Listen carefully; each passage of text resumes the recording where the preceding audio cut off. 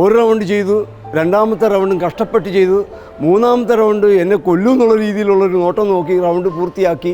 മൂന്നാമത്തെ റൗണ്ട് പൂർത്തിയാക്കി അമ്മ ത്രേസ്യൻ്റെ രൂപം തൊട്ട് അവിടെ സംഭവിച്ചത്.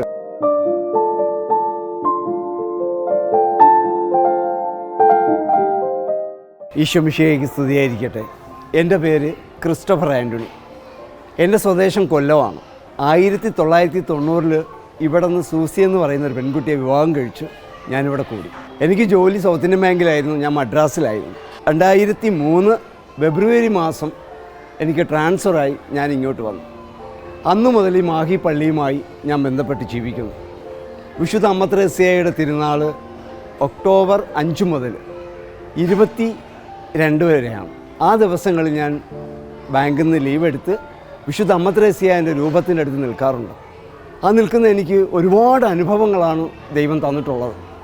പക്ഷെ ആദ്യം ഞാൻ എൻ്റെ സ്വന്തം അനുഭവം തന്നെ പറയട്ടെ. എനിക്ക് വലിയ വിദ്യാഭ്യാസമൊന്നുമില്ലെങ്കിലും എൻ്റെ മക്കൾ നന്നായി പഠിച്ച് നല്ല ജോലിയിലൊക്കെ പ്രവേശിക്കുന്നതിന് കാരണമായി തീർന്നു.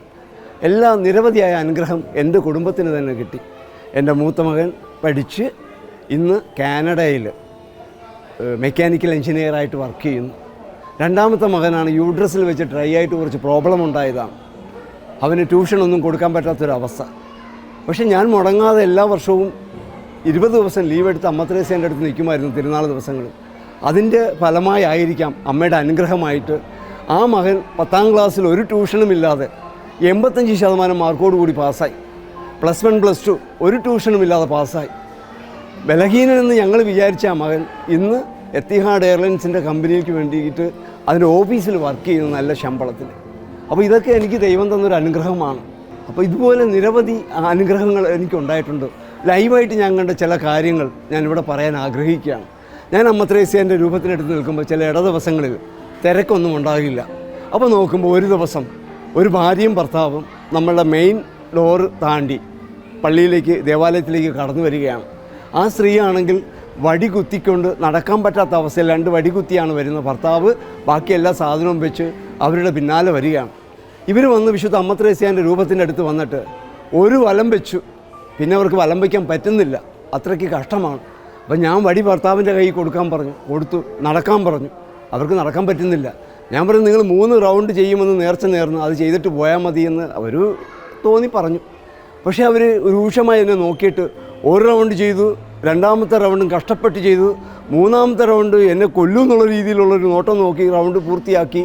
മൂന്നാമത്തെ റൗണ്ട് പൂർത്തിയാക്കി അമ്മ ത്രേസ്യൻ്റെ രൂപം തൊട്ട് അവിടെ സംഭവിച്ചത്, ഇവർ വടി ഭർത്താവിൻ്റെ കയ്യിൽ കൊടുത്തിട്ട് ഈ വലിയ സ്റ്റെപ്പ് 3 വലിയ സ്റ്റെപ്പ് സ്വന്തമായിട്ട് ഇറങ്ങി നടന്ന് തിരിച്ചും അമ്മ ത്രേസ്യൻ്റെ അടുത്ത് വന്ന് നന്ദി പറഞ്ഞിട്ട് പോവുകയാണ് ചെയ്തത്. ഇതൊരത്ഭുതം. പിന്നെ അത് കഴിഞ്ഞാൽ വേറൊരു സമയത്ത് ഒരു സ്ത്രീ ഓടി വന്നിട്ട് എന്നോട് ചോദിക്കുകയാണ്, കല്യാണം കഴിഞ്ഞ് 4 വർഷമായി, മക്കളില്ല, എന്താ ചെയ്യേണ്ടത്?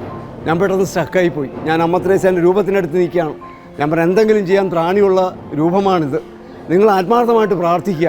ആദ്യം പോയി കർത്താവിനോട് കുറച്ച് നേരം പ്രാർത്ഥിച്ചിട്ട് പിന്നെ ഇങ്ങോട്ട് വരിക. അവർ അമ്മ ത്രേസ്യൻ്റെ അടുത്ത് വന്നു. പ്രാർത്ഥനയ്ക്ക് ശേഷം ഒരു ജമന്തിമാല അമ്മയുടെ കയ്യിൽ നിന്നെടുത്ത് അവരുടെ കയ്യിൽ കൊടുത്തു. നിങ്ങൾ വിശ്വാസത്തോടെ പ്രാർത്ഥിക്കാൻ പറഞ്ഞു.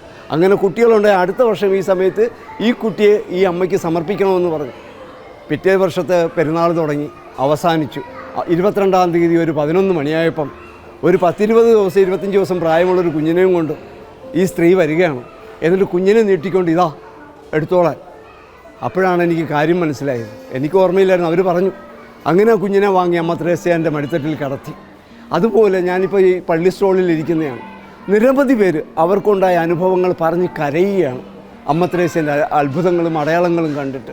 അങ്ങനെ ഒരുപാട് പേര്, ഒരു ക്യാൻസർ പേഷ്യൻ്റ് ക്യാൻസർ വേദന കൊണ്ട് നിലവിളിക്കുന്നെന്ന് പറഞ്ഞിട്ട് അവരുടെ മോൾ ഓടി പള്ളിയിലേക്ക് വന്നിരിക്കുകയാണ്. വിശുദ്ധ അമ്മ ത്രേസ്യൻ്റെ മുമ്പിൽ നിന്നുകൊണ്ട് അവർ കരയുകയാണ്. എന്നോട് പറയുന്നു, എൻ്റെ അമ്മയ്ക്ക് വേദന സഹിക്കാൻ വയ്യ, ഇപ്പം മരിച്ചു പോകുമെന്ന് തോന്നുന്നു, എന്ത് ചെയ്യുമെന്ന്. ഒന്നും ചെയ്യാനില്ല. അമ്മ ത്രേസ്യൻ്റെ കഴുത്തിൽ കിടന്ന ഒരു ജമന്തി മാലയെടുത്ത് അവരുടെ കൈ കൊടുത്തിട്ട് പറഞ്ഞു, വേദനയുള്ള ഭാഗത്തേക്ക് ഇതുകൊണ്ട് വയ്ക്കുക വിശ്വാസത്തോടെ. അവരാ മാലയും കൊണ്ടുപോയി വേദനയുള്ള ഭാഗത്ത് വെച്ചു. ഒരു 3 ദിവസം കഴിഞ്ഞപ്പോൾ ഈ അമ്മ നേരിട്ട് പള്ളിയിലേക്ക് വരികയാണ് ചെയ്യുന്നത്. വന്ന് അമ്മ ത്രേസ്യയ്ക്ക് നന്ദി പറയുക, എൻ്റെ അടുത്തേക്കാണ് ഓടി വന്നത്. പക്ഷേ ഇതുപോലെ ഒരുപാട് അത്ഭുതങ്ങളുണ്ട്. ഇവിടുത്തെ അനുഭവം ഞാനായി മാറിയതും എൻ്റെ കുടുംബത്തെയും ഈ ഒരു ഭദ്രതയിലേക്ക് കൊണ്ടുവന്നതും ഈ 10-15 വർഷത്തെ അമ്മ ത്രേസ്യൻ്റെ രൂപത്തിൻ്റെ അരികിൽ വിശ്വസ്തയോടും ആത്മാർത്ഥതയോടും നിന്നതിൻ്റെ അനുഗ്രഹമായിട്ട് ഞാൻ അമ്മ ത്രേസ്യാൻ്റെ മുമ്പിൽ അടിയുറച്ച് വിശ്വസിക്കുന്നു, കർത്താവിൽ വിശ്വസിക്കുന്നു, ഈശോയിൽ വിശ്വസിച്ച് വിശ്വസ്തയോടെ അമ്മ ത്രേസ്യാൻ്റെ കൂടെ നിൽക്കുന്നു, അമ്മ ത്രേസ്യാൻ്റെ രൂപത്തിൻ്റെ അരികിൽ നിൽക്കുന്നു. അതിന് ദൈവം തന്ന പ്രതിഫലമായി ഞാൻ കരുതുന്നു.